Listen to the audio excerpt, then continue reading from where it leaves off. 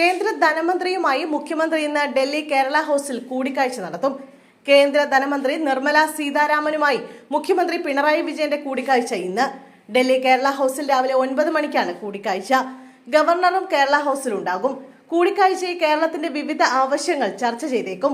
വയനാടിന് അനുവദിച്ച വായ്പകളുടെ വിനിയോഗ കാലാവധി കൂട്ടുന്നതടക്കമുള്ള വിഷയങ്ങൾ കൂടിക്കാഴ്ചയിൽ മുഖ്യമന്ത്രി ഉന്നയിക്കും.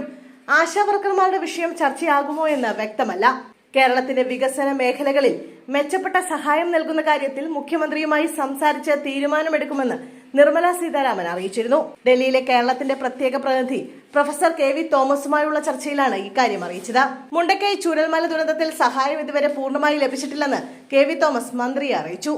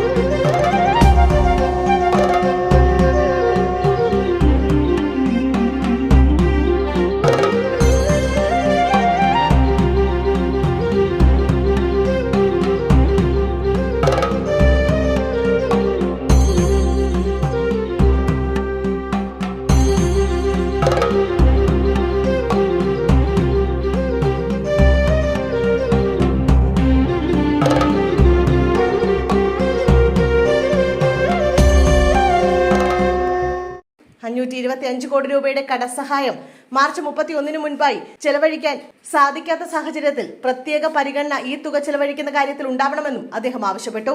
വിഴിഞ്ഞ പദ്ധതിക്കുള്ള കേന്ദ്ര സാമ്പത്തിക സഹായം ലഭ്യമാക്കുന്നതിന് ചർച്ച നടക്കുകയാണെന്ന് ധനമന്ത്രി അറിയിച്ചു. കേരളത്തിന് അതിവേഗ റെയിൽവേ സംവിധാനം നടപ്പാക്കുന്നതിന് ശ്രീധരൻ നൽകിയിട്ടുള്ള പദ്ധതികൾ പരിശോധിച്ച് നടപടികൾ എടുക്കുമെന്നും മന്ത്രി ഉറപ്പു നൽകി.